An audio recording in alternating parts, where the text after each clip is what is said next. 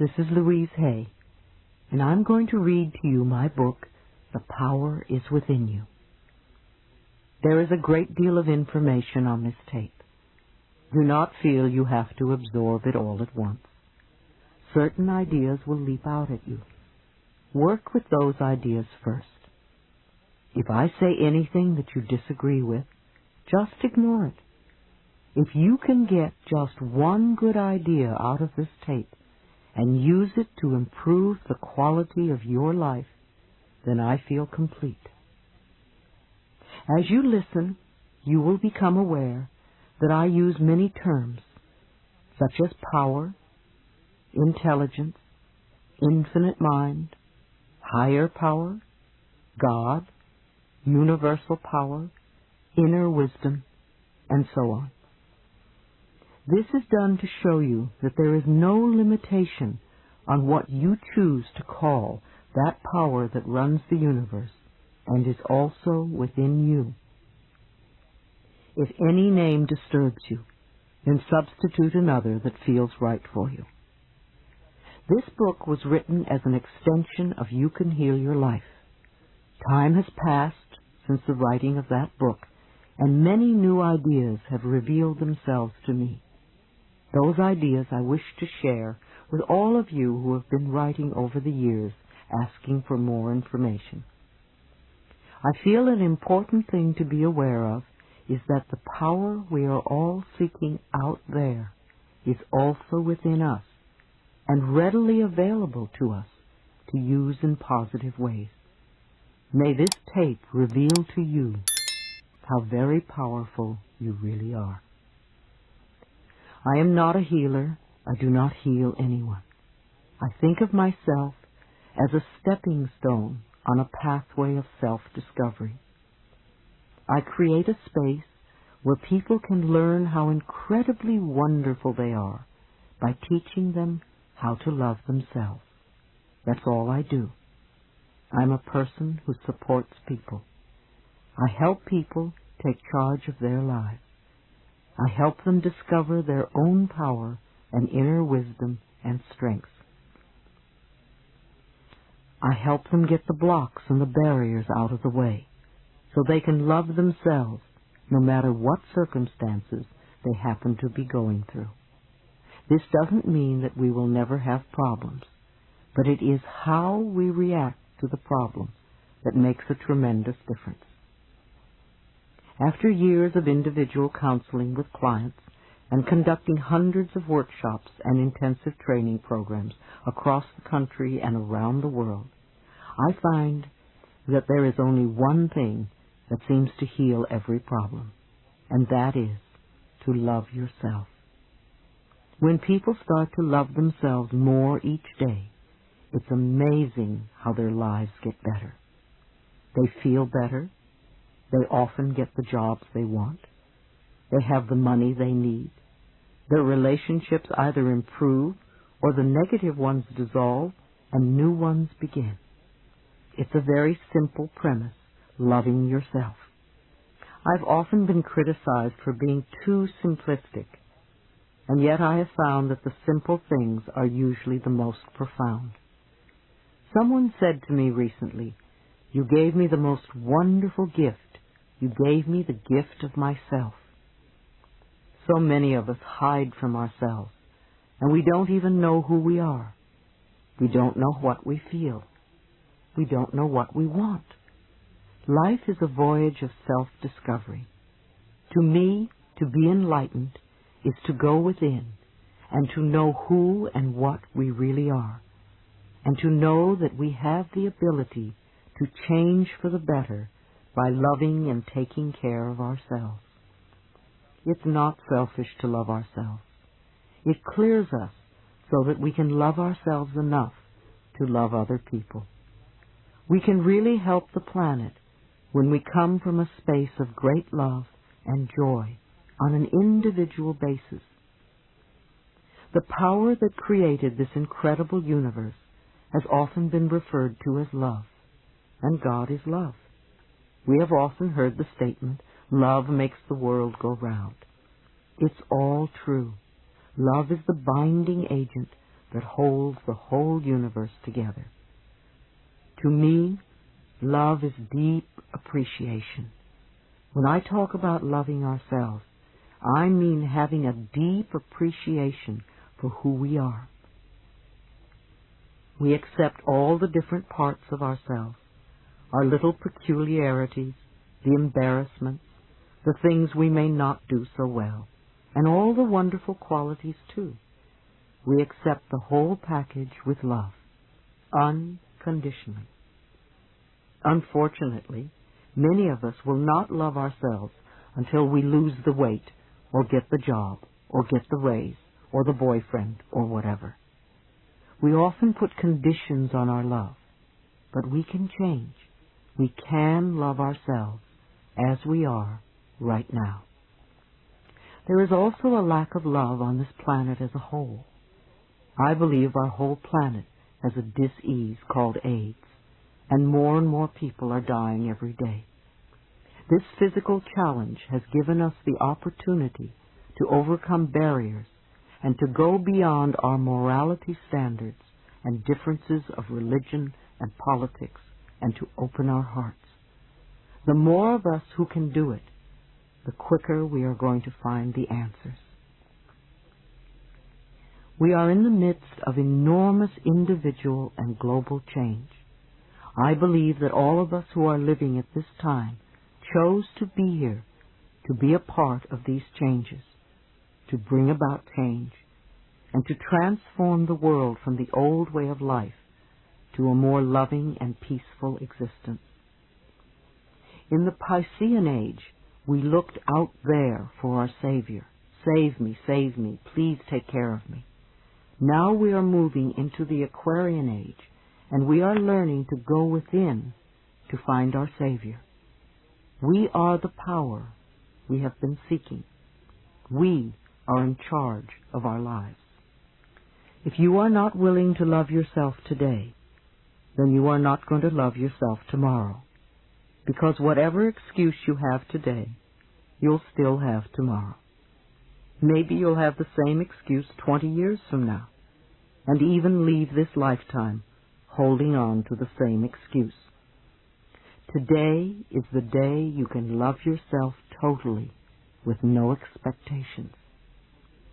I want to help create a world where it is safe for us to love each other, where we can express who we are and be loved and accepted by the people around us without judgment, criticism, or prejudice. Loving begins at home. The Bible says, "Love thy neighbor as thyself." Far too often we forget the last couple of words, as thyself. We really can't love anyone out there unless the love starts inside us. Self-love is the most important gift we can give ourselves, because when we love who we are, we will not hurt ourselves, and we will not hurt anyone else. With inner peace, there would be no wars, no gangs, no terrorists, and no homeless. There would be no dis-ease, no AIDS, no cancer, no poverty, and no starvation. So this, to me, is a prescription for world peace, to have peace within ourselves. Peace, understanding, compassion, forgiveness, and most of all, love. We have the power within us to affect these changes. Love is something we can choose, the same way we choose anger or hate or sadness. We can choose love. It's always a choice within us. Let's begin right now in this moment to choose love. It's the most powerful healing force there is. The information on this tape, which has been part of my lectures over the past 5 years, is yet another stepping stone on your pathway to self-discovery, an opportunity to know a little bit more about yourself and to understand the potential that is your birthright. You have an opportunity to love yourself more, so you can be a part of an incredible universe of love. Love begins in our hearts, and it begins with us. Let your love contribute to the healing of our planet. Part 1. Becoming Conscious. When we expand our thinking and beliefs, our love flows freely. When we contract, we shut ourselves off. Chapter 1. The Power Within. The more you connect to the power within you, the more you can be free in all areas of your life. Who are you? Why are you here? What are your beliefs about life? For thousands of years, finding the answers to these questions has meant going within. But what does that mean? I believe there is a power within each of us that can lovingly direct us to our perfect health, perfect relationships, perfect careers, and which can bring us prosperity of every kind. In order to have these things, we have to believe first that they are possible. Next, we must be willing to release the patterns in our lives that are creating conditions we say we do not want. We do this by going within and tapping the inner power that already knows what is best for us. If we are willing to turn our lives over to this greater power within us, the power that loves and sustains us, we can create more loving and prosperous lives. I believe that our minds are always connected to the one infinite mind, and therefore all knowledge and wisdom is available to us at any time. We are connected to this infinite mind, this universal power that created us, through that spark of light within, our higher self, or the power within. The universal power loves all of its creations. It is a power for good, and it directs everything in our lives. It doesn't know how to hate or lie or punish. It is pure love, freedom, understanding, and compassion. It is important to turn our lives over to our higher self, because through it we receive our good. We must understand that we have the choice to use this power in any way. If we choose to live in the past and rehash all of the negative situations and conditions that went on way back when, then we stay stuck where we are. If we make a conscious decision not to be victims of the past and go about creating new lives for ourselves, we are supported by this power within, and new, happier experiences begin to unfold. I don't believe in two powers. I think there is one infinite spirit. It's all too easy to say it's the devil or them. It really is only us. And either we use the power we have wisely, or we misuse the power. Do we have the devil in our hearts? Do we condemn others for being different than we are? What are we choosing?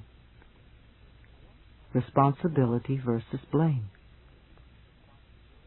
I also believe that we contribute toward the creation of every condition in our lives, good or bad, with our thinking, feeling patterns.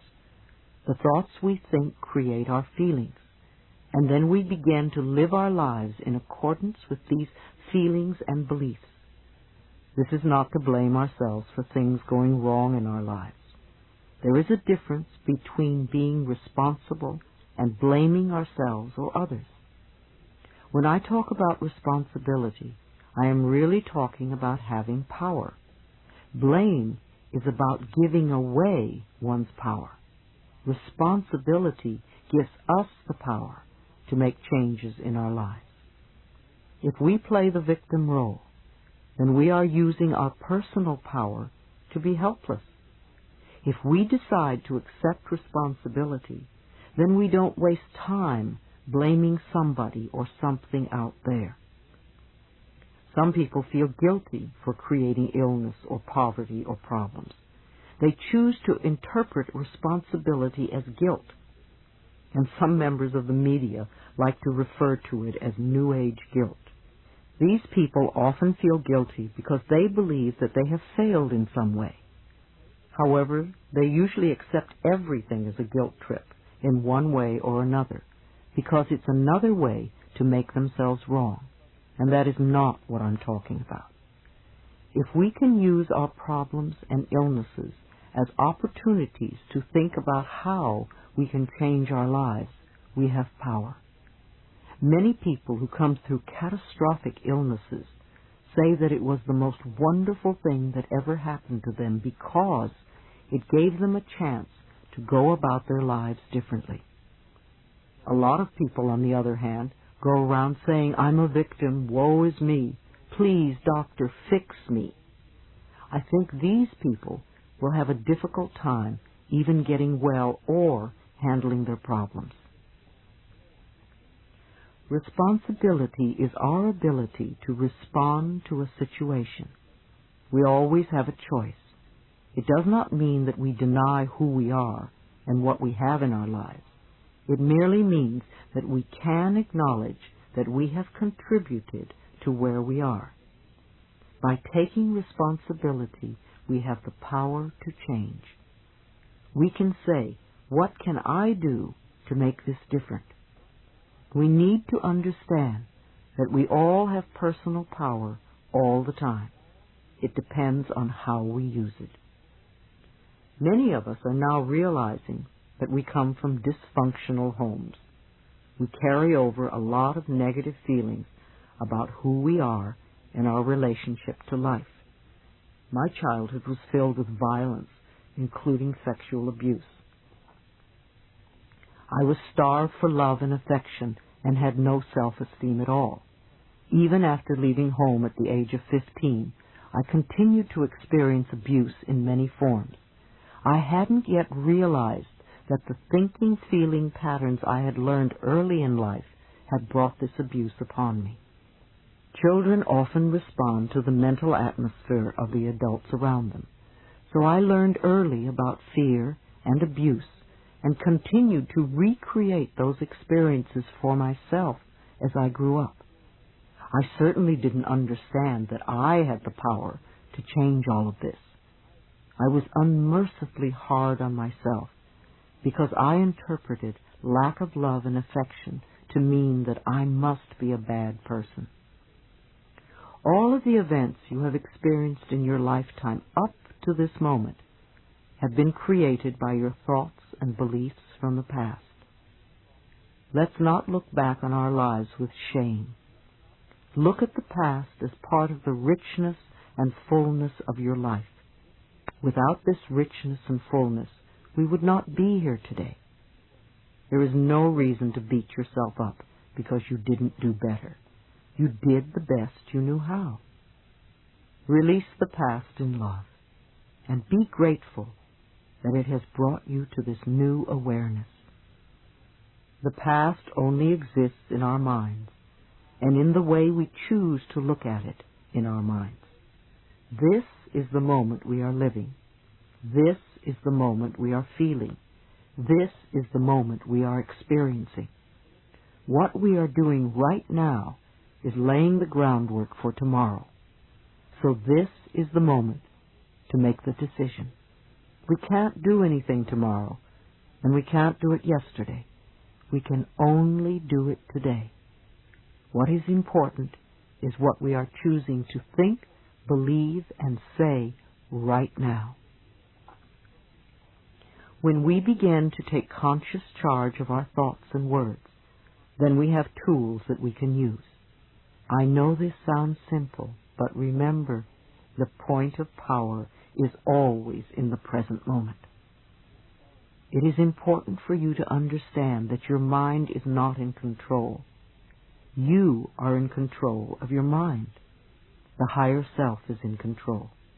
You can stop thinking those old thoughts. When your old thinking tries to come back and say, "It's so hard to change," take mental command. Say to your mind, "I now choose to believe it is becoming easy for me to make changes. You may have this conversation with your mind several times before it acknowledges that you are in charge and that you really mean what you say. Imagine that your thoughts are like drops of water. One thought or one drop of water does not mean very much. As you continue to repeat the same thoughts over and over, you first notice a stain on the carpet, then there's a little puddle, then a pond, and as these thoughts continue, they can become a lake and finally an ocean. What kind of ocean are you creating? One that is polluted and toxic and unfit to swim in? Or one that is crystal clear and blue and invites you to enjoy its refreshing waters? People often tell me, I can't stop thinking a certain thought. I always reply, yes, you can. Remember how often you have refused to think a positive thought?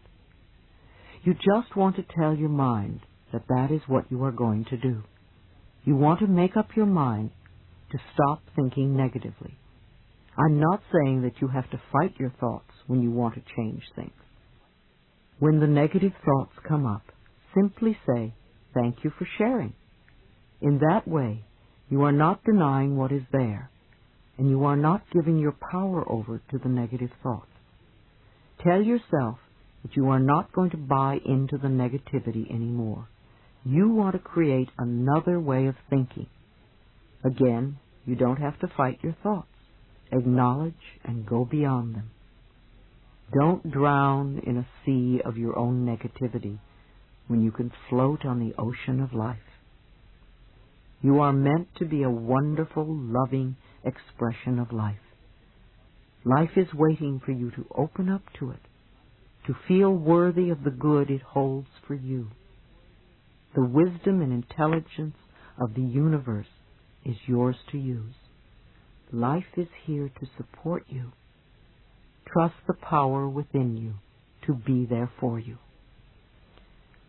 If you get scared, it is helpful to become aware of your breath as it flows in and out of your body.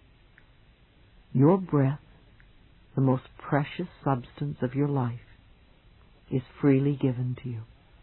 You have enough to last for as long as you shall live. You accept this precious substance without even thinking, and yet you doubt that life can supply you with the other necessities.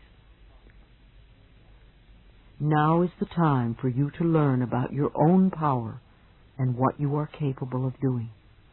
Go within and find out who you are.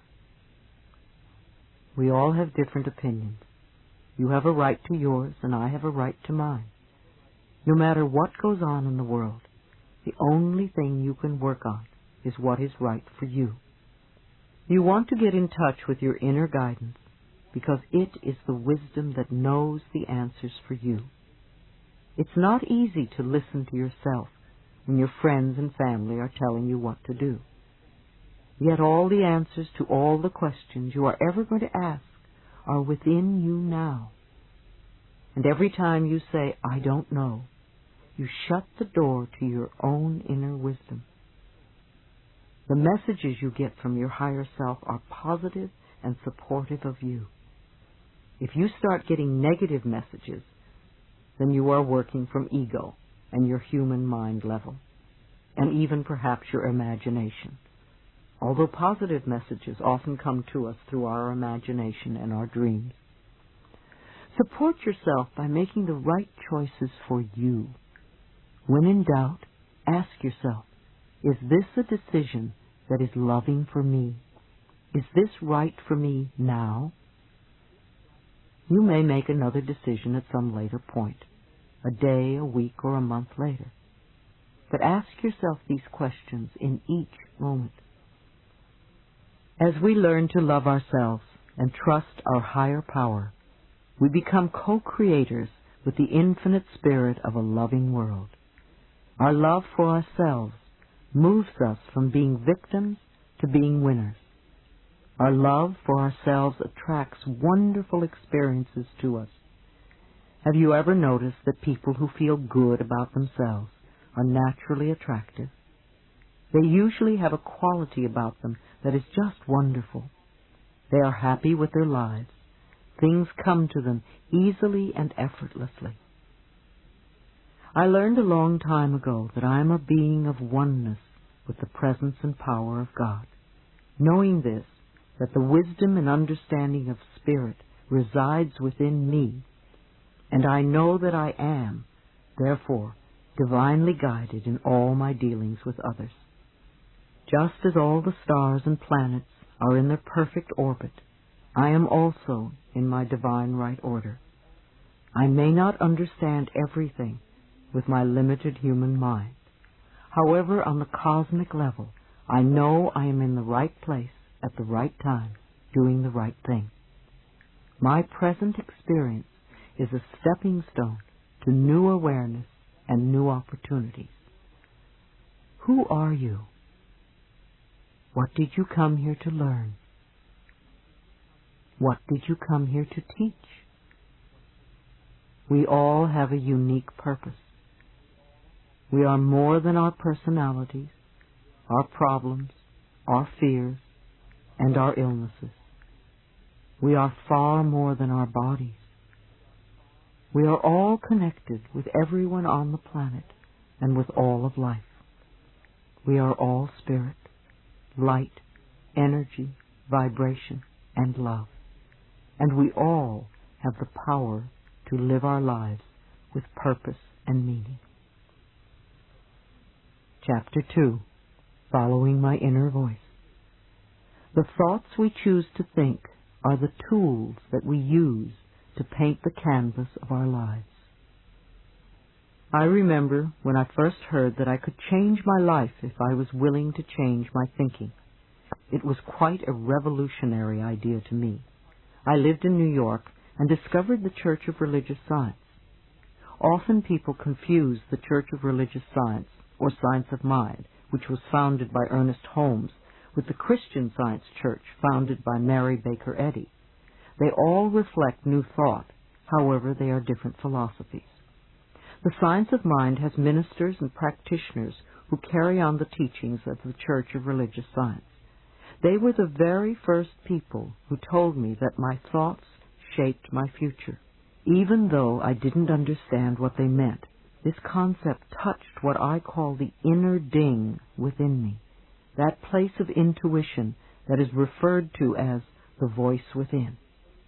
Over the years, I've learned to follow it, because when that ding goes yes, even if it seems a crazy choice, I know that it is right for me. So these concepts struck a chord in me. Something said, yes, they are right. And then I began the adventure of learning how to change my thinking. Once I accepted the idea and said yes to it, I went through the house. I read a lot of books, and my home became like many of yours, filled with masses of spiritual and self-help books. I went to classes for many years, and I explored everything related to the subject. I literally immersed myself in New Thought philosophy, a new way of thinking. It was the first time that I had really studied in my life. Up until then, I didn't believe in anything. My mother was a lapsed Catholic, and my stepfather was an atheist. I had some strange idea that Christians either wore hair shirts or were eaten by lions, and neither appealed to me. I really delved into Science of Mind, because that was an avenue that was open for me at the time, and I found it really wonderful. At first it was sort of easy. I grasped a few concepts, and I started to think and talk a little bit differently. In those days I was a constant complainer and full of self-pity. I just loved to wallow in the pits. I didn't know that I was continually perpetuating more experiences in which to pity myself. But then again, I didn't know any better in those days. Gradually I found that I was no longer complaining quite so much. I started to listen to what I said. I became aware of my self-criticism, and I tried to stop it. I began to babble affirmations without quite knowing what they meant. I started with the easy ones, of course, and a few small changes began to take place. I got the green lights and the parking places, and boy, did I think I was hot stuff. Wow, I thought I knew it all, and I very soon became quite cocky and arrogant and dogmatic in my beliefs. I felt I knew all the answers. In hindsight, it was really my way of feeling safe in this new area. When we start to move away from some of our old rigid beliefs, especially if we've been previously in total control, it can be very scary. It was very frightening for me, so I would grasp onto whatever would make me feel safe. It was a beginning for me, and I still had a long way to go. And I still do. Like most of us, I didn't always find the pathway easy and smooth, because just babbling affirmations didn't work all the time, and I couldn't understand why. I asked myself, what am I doing wrong? See, immediately I blamed myself. Was this one more example of me not being good enough? That was a favorite old belief of mine. At the time, my teacher, Eric Pace, would look at me and refer to the idea of resentment. I didn't have the faintest idea what he was talking about. Resentment? Me? Surely I didn't have any resentments. After all, I was on my pathway. I was spiritually perfect. How little I could see myself then. I continued doing the best I could in my life. I studied metaphysics and spirituality and learned about myself as much as possible. I grasped what I could, and sometimes I applied it. Often we hear a lot of things, and sometimes we grasp them, but we don't always practice them. Time seemed to go by very quickly, and at that point I had been studying science of mind for about 3 years and had just become a practitioner of the church. I began to teach the philosophy, but I wondered why my students seemed to be floundering. I couldn't understand why they were so stuck in their problems. I gave them so much good advice. Why weren't they using it and getting well?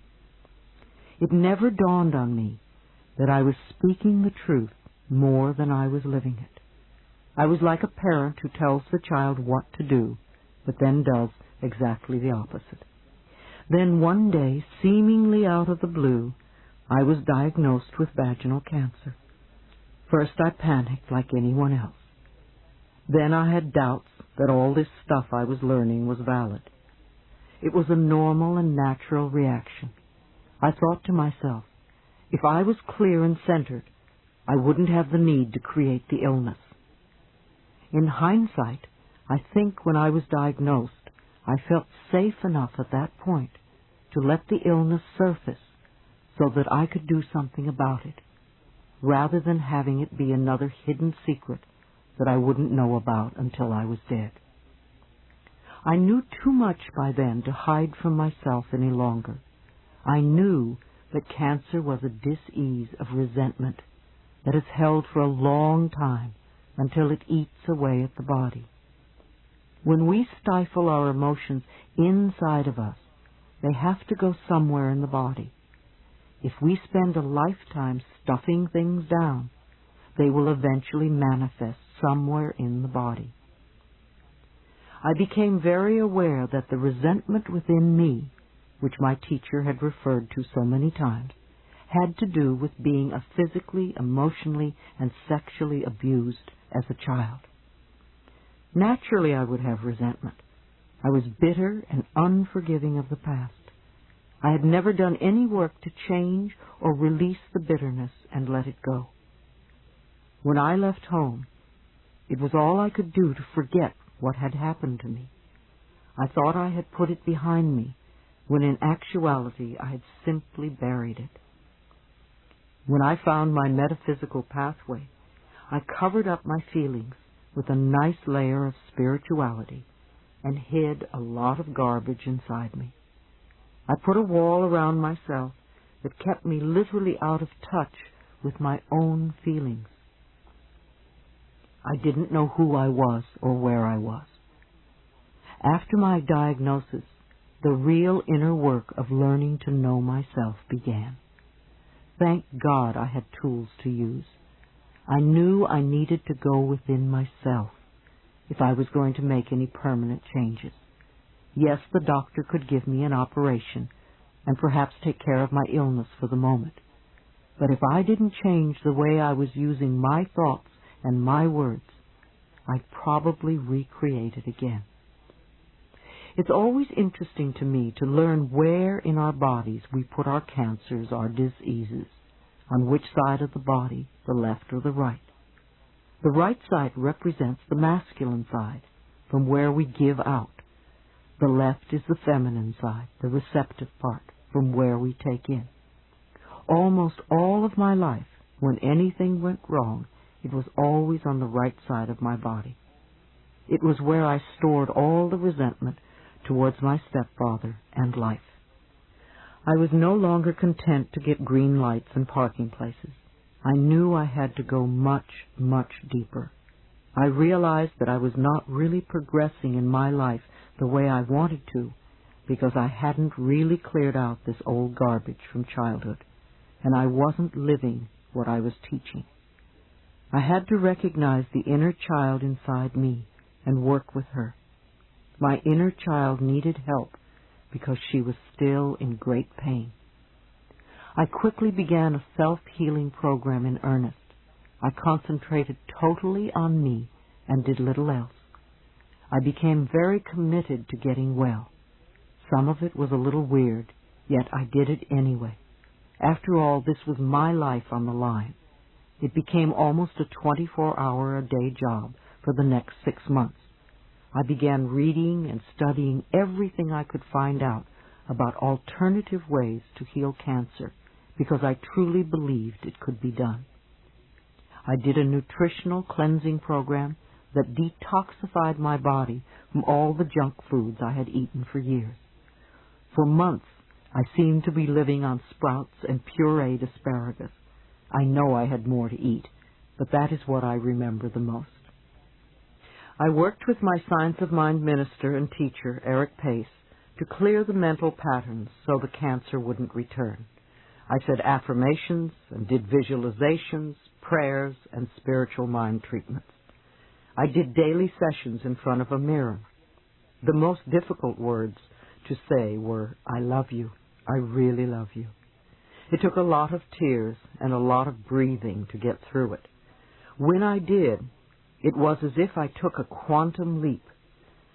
I also went to a good psychotherapist who was skilled in helping people express and release their anger. I spent a long period of time beating pillows and screaming. It was wonderful. It felt so good because I had never, ever had permission to do that in my life. I don't know which method worked. Maybe a little bit of everything worked. Most of all, I was really consistent with what I did. I practiced during all my waking hours. I thanked myself before I went to sleep for what I had done during the day. I affirmed that my healing process was taking place in my body while I slept, and that I would awaken in the morning bright and refreshed and feeling good. In the morning, I'd awaken and thank myself and my body for the work that was done during the night. I would affirm that I was willing to grow and learn each day and make changes without seeing myself as a bad person. I also worked on understanding and forgiveness. One of the ways was to explore my parents' childhoods as much as I could. I began to understand how they were treated as children, and I realized that because of the way they were brought up, they couldn't really have done anything differently than they did. My stepfather was abused at home, and he continued this abuse with his children. My mother was brought up to believe that the man was always right, and you stood by and let him do what he wanted. No one taught them a different approach. It was their way of life. Step by step, my growing understanding of them enabled me to start the forgiveness process. The more I forgave my parents, the more willing I was to forgive myself. Forgiveness of ourselves is enormously important. Many of us do the same damage to the inner child that our parents did to us. We just continue the abuse, and it's very sad. When we were children and the other people mistreated us, we didn't have many options. But when we grow up and we still mistreat the inner child, it's disastrous. As I forgave myself, I began to trust myself. I found that when we don't trust life or other people, it's really because we don't trust ourselves. We don't trust our higher selves to take care of us in all situations. So we say, I'll never fall in love again because I don't want to get hurt, or I'll never let this happen again. We are really saying to ourselves, I don't trust you enough to take good care of me, so I'm going to stay away from everything. Eventually, I began to trust myself enough to take care of me, and I found it easier and easier to love myself once I trusted myself. My body was healing, and my heart was healing. My real spiritual growth had come in such an unexpected way. As a bonus, I began to look younger. The clients I now attracted were almost all people who were willing to work on themselves. They made enormous progress without me really doing anything. They could sense and feel that I was living the concepts I was teaching, and it was easy for them to accept these ideas. Of course they had positive results. They began to improve the quality of their lives.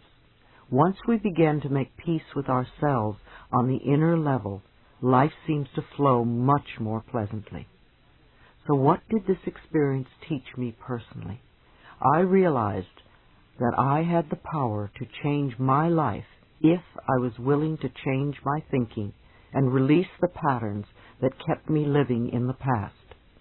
This experience gave me the inner knowledge that if we are willing, really willing to do the work, the mental work, we can make incredible changes in our minds, our bodies, and our lives. No matter where you are in life, no matter what you've contributed to creating, no matter what's happening, you are always doing the best you can with the understanding and awareness and knowledge that you have. And when you know more, you will do it differently, as I did. Don't berate yourself for where you are. Don't blame yourself for not doing it faster or better. Say to yourself, I'm doing the best I can. And even though I'm in a mess now, I will get out of it somehow. So let's find the best way to do it. If all you do is tell yourself that you're stupid and no good, then you stay stuck. You need your own loving support if you want to make changes.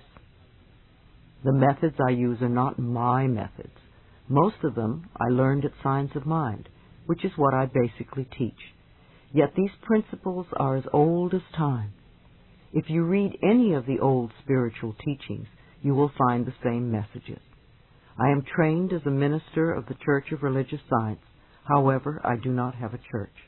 I am a free spirit. I express the teachings in simple language so that they may reach many people. This path is a wonderful way of getting your head together and really understanding what life is all about and how you can use your own mind to take charge of your life.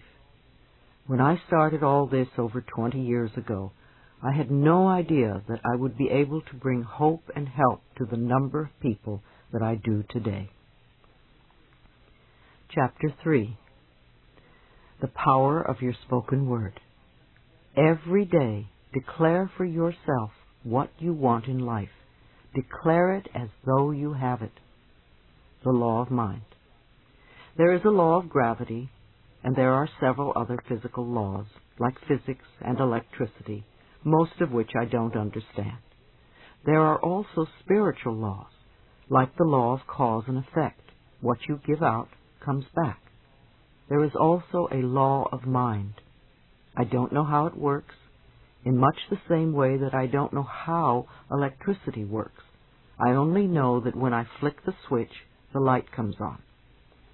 I believe that when we think a thought, or when we speak a word or a sentence, It somehow goes out from us into a law of mind and comes back to us as experience. We are now beginning to learn the correlation between the mental and the physical. We are beginning to understand how the mind works and that our thoughts are creative. Our thoughts speed through our minds very quickly, so it is difficult to shape them at first. Our mouths, on the other hand, are slower. So if we can start editing our speech by listening to what we say and not letting negative things come out of our mouths, then we can begin to shape and control our thoughts. There is tremendous power in our spoken words, and many of us are not aware just how important they are. Let us consider words as the foundation of what we continually create in our lives. We use words all the time, yet we babble away, seldom thinking about what we are truly saying or how we are saying it. We pay very little attention to the selection of our words. In fact, most of us speak in negatives. As children, we were taught grammar. We were taught to select words according to these rules of grammar. However, I have always found that the rules of grammar continually change, and what was improper at one time is proper at another time, or vice versa. What was slang in the past is considered common usage in the present. However, grammar does not take into consideration the meaning of words and how they affect our lives. On the other hand, I was not taught in school that my choice of words would have anything to do with what I would experience in life. No one taught me that my thoughts were creative, or that they could literally shape my life. Nobody taught me that what I gave out in the form of words would return to me as experiences. The purpose of the Golden Rule was to show us a very basic law of life: do unto others as you would have them do unto you, or what you give out comes back to you. It was never meant to cause guilt. No one ever taught me that I was worth loving or that I deserved good, and nobody taught me that life was here to support me.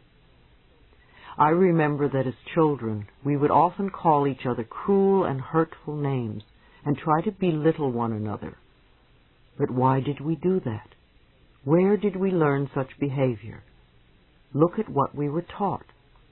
Many of us were told repeatedly by our parents or teachers that we were stupid or dumb or lazy. We were a nuisance and not good enough. Sometimes we heard our parents say that they wished we had never been born. Maybe we cringed when we heard these words, but little did we realize how deeply embedded the hurt and pain would become. Changing our self-talk. Too often we accepted the early messages that our parents gave us. We heard, eat your spinach, clean your room, or make your bed, in order to be loved. You got the idea that you were only acceptable if you did certain things, that acceptance and love were conditional. However, that was according to somebody's idea of what was worthwhile and had nothing to do with your deep inner self-worth. You got the idea that you could only exist if you did these things to please others. Otherwise, you did not have permission to even exist. These early messages contribute to what I call our self-talk, the way we talk to ourselves. The way we talk to ourselves inwardly is really important because it becomes the basis of our spoken words. It sets up the mental atmosphere in which we operate and which attracts to us our experiences. If we belittle ourselves, life is going to mean very little to us. If we love and appreciate ourselves, then life can be a wonderful, joyous gift. If our lives are unhappy, or if we are feeling unfulfilled, it's very easy to blame our parents or them and say it's all their fault. However, if we do, we stay stuck in our conditions, our problems, and our frustrations. Words of blame will not bring us freedom. Remember, there is a power in our words. Again, Our power comes from taking responsibility for our lives. I know it sounds scary to be responsible for our lives, but we really are, whether we accept it or not. If we want to be responsible for our lives, we've got to be responsible for our mouths. The words and phrases we say are only extensions of our thoughts. Start to listen to what you say. If you hear yourself using negative or limiting words, change them. If I hear a negative story, I don't go around repeating it to everyone. I think it has gone far enough and I let it go. If I hear a positive story, however, I will tell everyone.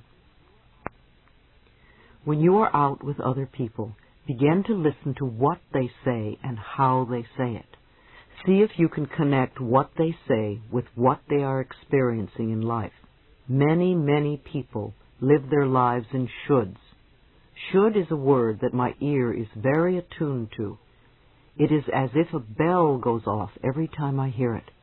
Often I will hear people use a dozen shoulds in a paragraph. These same people wonder why their lives are so rigid or why they can't move out of a situation. They want a lot of control over things that they cannot control. They are either making themselves wrong or making someone else wrong. And then they question why they aren't living lives of freedom. We can also remove the expression have to from our vocabulary and our thinking as well. When we do, we will release a lot of self-imposed pressure on ourselves.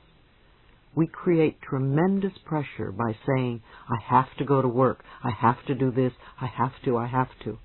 Instead, let's begin to say choose to. I choose to go to work because it pays the rent right now or whatever. Come from choice. Choose to puts a whole different perspective on our lives. Everything we do is by choice, even though it may not seem to be so. A lot of us also use the word but. We make statements, then we say but, which heads us in two different directions. We give conflicting messages to ourselves. Listen to how you use the word but the next time you speak. Another expression we could be mindful of is don't forget. We are so used to saying don't forget this or that, and what happens? We forget. We really want to remember, and instead we forget. So we can begin to use the phrase please remember in place of don't forget, or I will always remember instead of I will never forget. When you wake up in the morning, do you curse the fact that you have to go to work? Do you complain about the weather? Do you grumble that your back or your head hurts?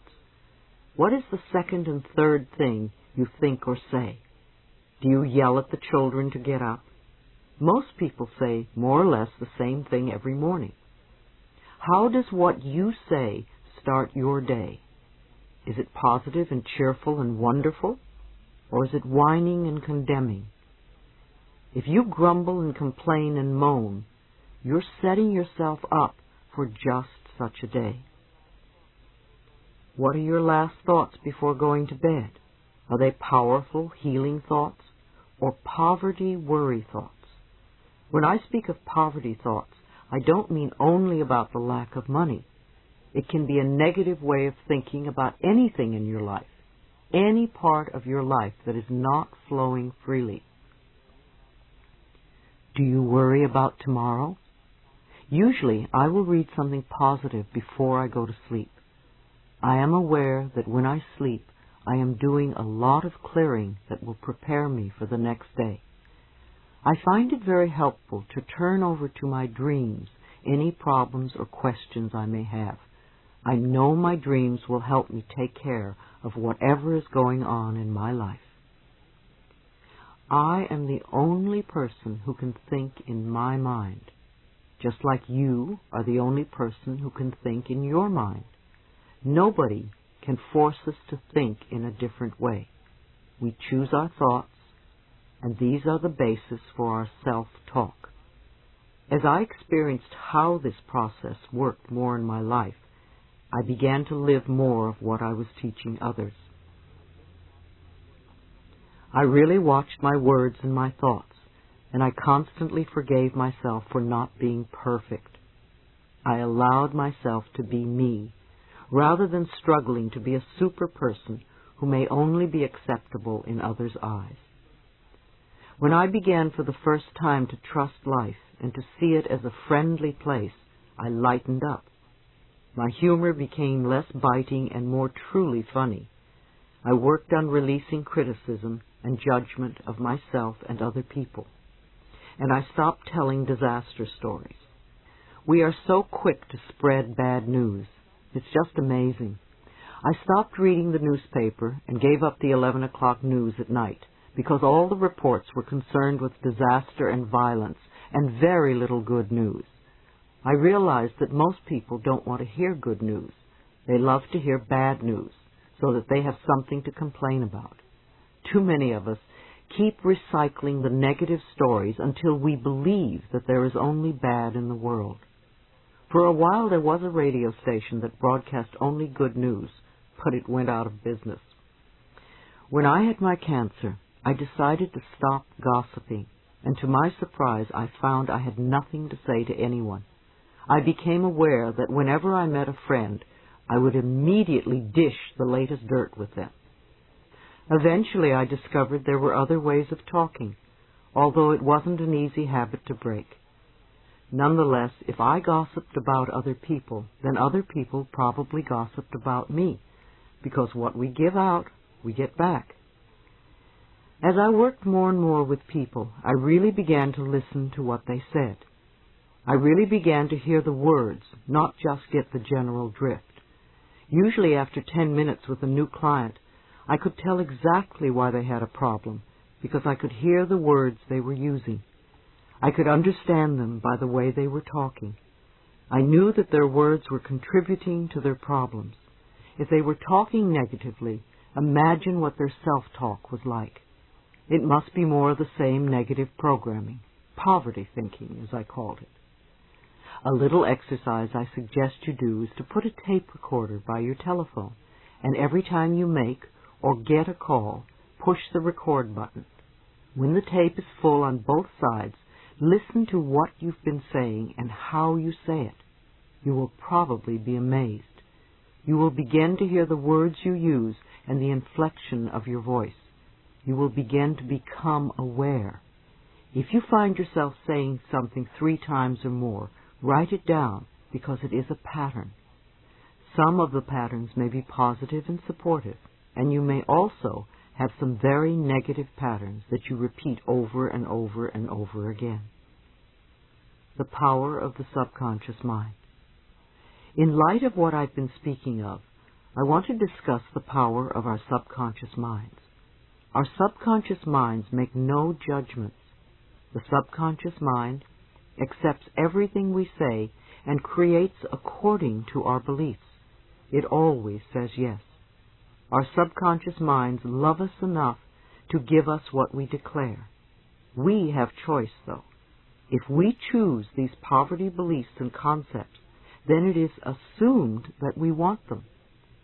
It will continue to give us these things until we are willing to change our thoughts and words and beliefs for the better. We are never stuck because we can always choose again. There are billions and billions of thoughts from which to choose. Our subconscious minds don't know true from false or right from wrong. We don't want to deprecate ourselves in any way. We don't want to say something like, "Oh, stupid old me," because the subconscious mind will pick up this self-talk, and after a while you will feel that way.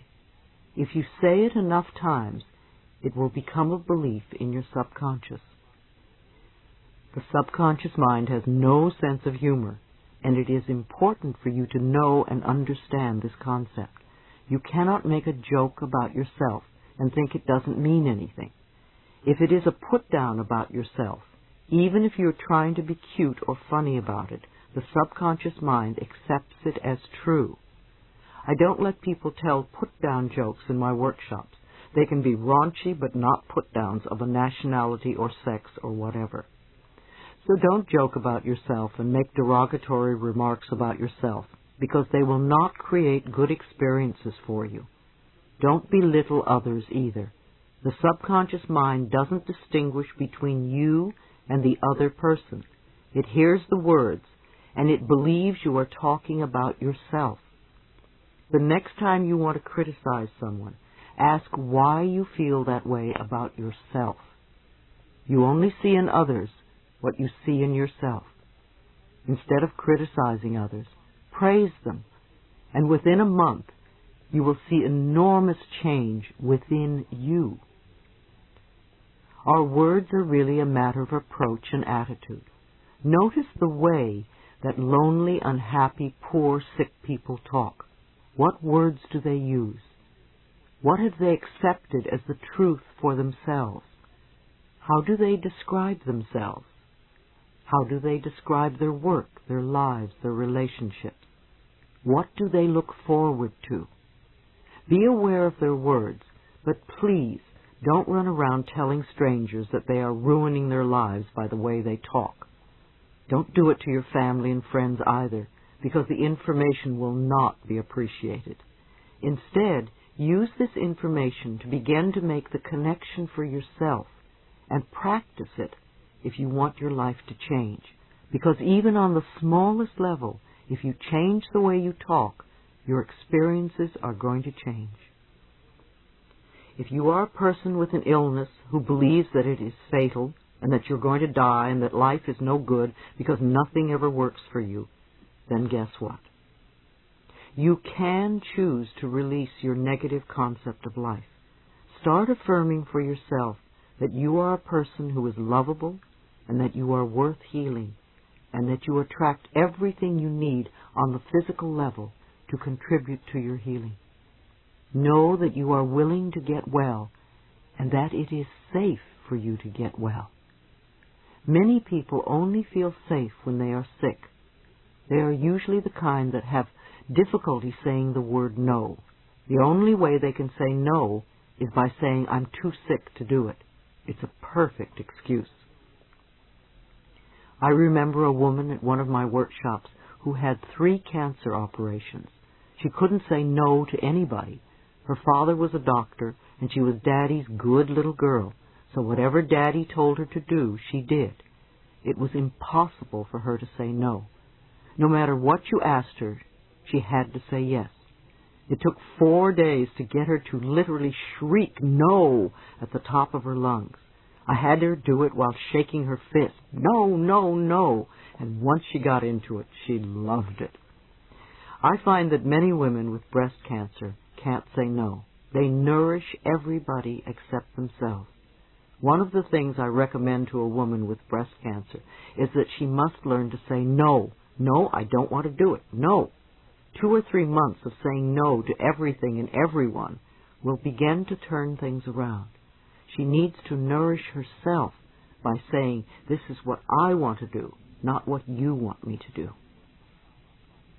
When I used to work with clients privately, I would hear them argue on behalf of their limitations, and they would always want me to know why they were stuck because of one reason or another.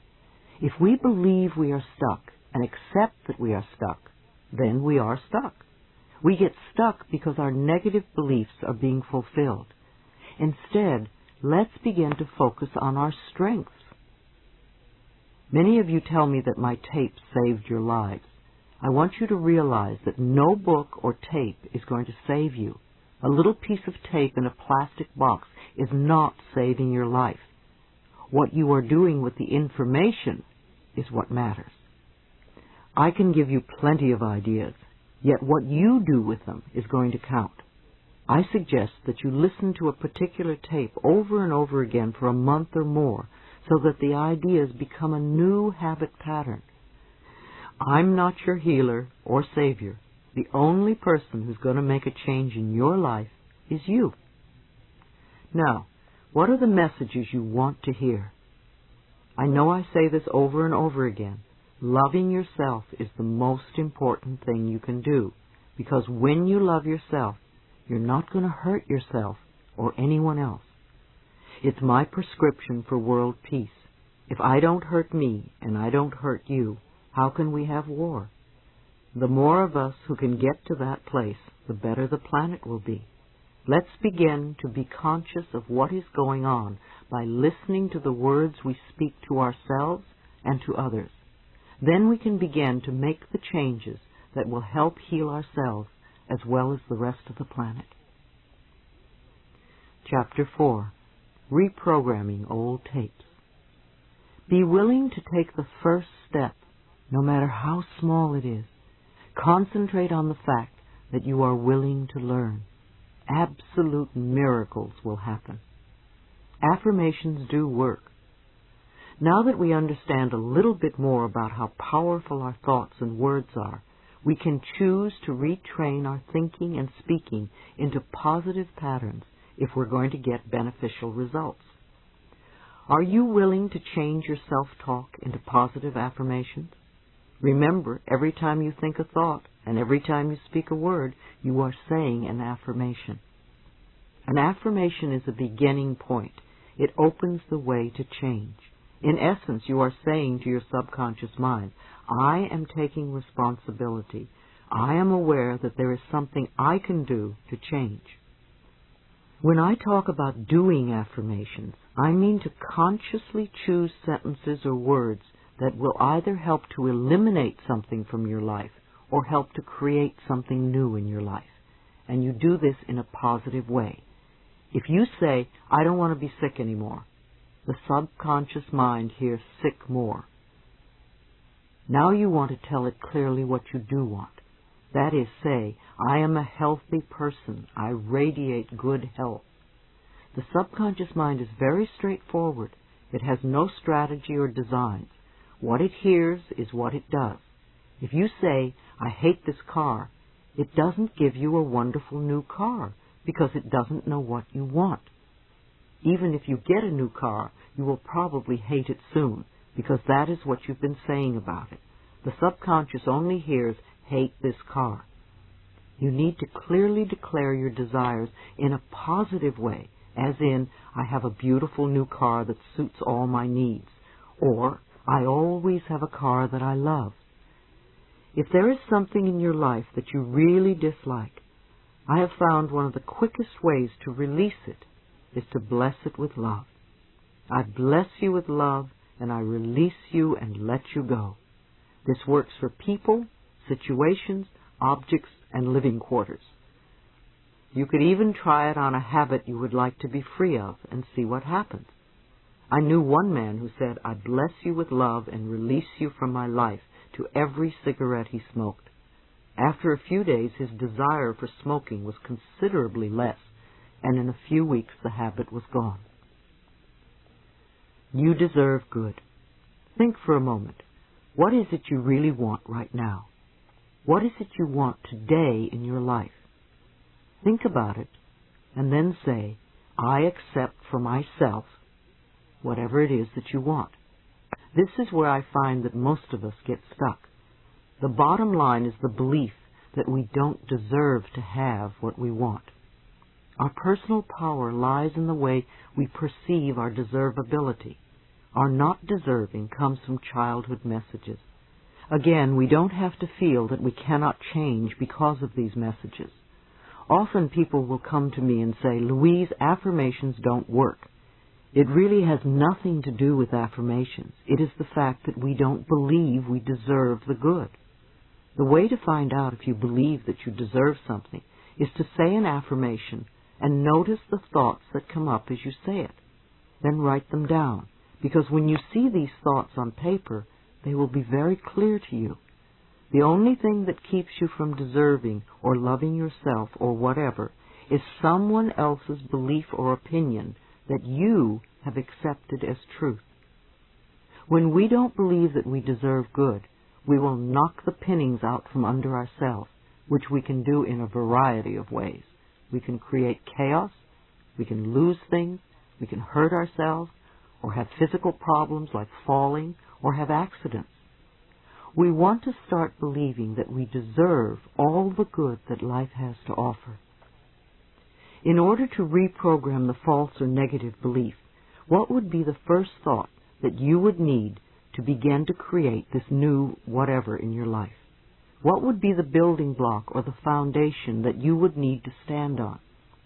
What would be the sort of thing that you would need to know for yourself, to believe, to accept? Some good thoughts to start with could be, I am worthwhile. I am deserving. I love myself. I allow myself to be fulfilled, etc. These concepts form the very basis of beliefs on which you can build. Do your affirmations on top of these building blocks to create what you want. Whenever I speak somewhere, someone will come up to me at the end of the lecture or will write me a letter and tell me that he or she has had a healing take place while they were in the room. Sometimes it's very minor, and sometimes it's quite dramatic. A woman came up to me once and told me that she had had a lump in her breast, and it literally disappeared during the lecture. She heard something, and she decided to let something go. This is a good example of how powerful we are. When we are not ready to let something go, when we really want to hold on to something because it's serving us in some way, it doesn't matter what we do. It probably won't work. However, when we are ready to let it go, as this woman was, it's amazing how the smallest circumstance can help us release it. If you still have a habit that you haven't released, ask yourself how it serves you. What do you get out of it? If you can't get an answer, ask in a different way. If I no longer had this habit, what would happen? Very often the answer is, my life would be better. So it comes back to the fact that we believe we don't deserve a better life in some way. Ordering from the cosmic kitchen. When you first say an affirmation, it may not seem true. But remember, affirmations are like planting seeds in the ground. When you put a seed in the ground, you don't get a full-grown plant the next day. We need to be patient during the growing season. As you continue to say the affirmation, either you will be ready to release whatever you don't want, and the affirmation will become true, or it will open a new avenue to you, or you may get a brilliant brainstorm, or a friend may call you and say, have you tried this? You will be led to the next step that will help you. Keep your affirmations in the present tense. You can sing them and make a jingle out of them so that they repeat over and over in your head. Remember that you cannot affect a specific person's actions with your affirmations. To affirm that John is now in love with me is a form of manipulation, and it is trying to have control over another person's life. It will usually have a boomerang effect on you. You will become very unhappy when you don't get what you want. You can say, I am now loved by a wonderful man who is, and list the qualities that you want in the relationship. That way you allow the power within you to bring to you the perfect person to fill that bill, who may possibly be John. You don't know what another person's spiritual lesson is, and you don't have a right to interfere in their life process. You certainly wouldn't want someone else doing it to you. If someone is ill, bless them and send them love and peace, but don't demand that they get well. I like to think of doing affirmations as placing our order in the cosmic kitchen. If you go to a restaurant and the waiter or waitress comes and takes your order, you don't follow them into the kitchen to see if the chef got the order or how he's going to prepare the food. You sit and drink water or coffee or tea, or you talk to your friend and maybe eat your roll. You assume that your food is being prepared and will be out when it's ready. It's the same when we begin to do affirmations. When we put our order into the cosmic kitchen, the great chef, our higher power, is working on it. So you go on with your life and know that it is being taken care of. It's on order. It's happening. Now, if the food comes out and it isn't exactly what you ordered, and if you have self-esteem, you will send it back. If not, you will eat it. You also have a right to do that with the cosmic kitchen. If you don't get exactly what you want, you can say, no, that's not quite it. This is what I want. Perhaps you weren't clear in your ordering. The idea here, too, is to let go. At the end of my treatments and meditations, I use the words, "and so it is." It's a way of saying, higher power, it's in your hands now. I release it to you. Reprogramming the subconscious mind. The thoughts we think accumulate, and when we are unaware, the old thought resurfaces. When we are reprogramming our minds, it is normal and natural that we go a little forward, we come a little back, and we go a little forward again. It's part of practicing. I don't think there is any new skill that you can learn absolutely 100% in the first few minutes. Do you remember when you first learned how to use a computer, how frustrating it was? It took practice. You had to learn how it worked, to learn its laws and systems. I called my first computer my magic lady, for when I mastered her rules, she did indeed deliver what seemed like magic to me. Yet while I was learning, the way she would teach me I was off track or going in the wrong direction was to devour pages of work that I would then have to do all over again. Out of all the mistakes, I learned how to flow with the system. To flow with the system of life, you want to become aware that your subconscious mind is like a computer. Garbage in, garbage out. If you put negative thoughts in, then negative experiences come out. Yes, it takes time and practice to learn the new ways of thinking. Be patient with yourself. When you are learning something new and the old pattern returns, are you going to say, "Oh, I didn't learn anything"? Or are you going to say, "Okay, that's all right, come on, let's do it again the new way"? Or say you cleared an issue and think you'll never have to deal with it again. How do you know if you've really worked it through unless you test yourself? So you bring up the old situation one more time and watch how you react. If you jump right back into the old way of reacting to it, then you know you haven't really learned that particular lesson, and you need to do more work on it. That's all it means. You want to realize it's only a little test to see how far you've come.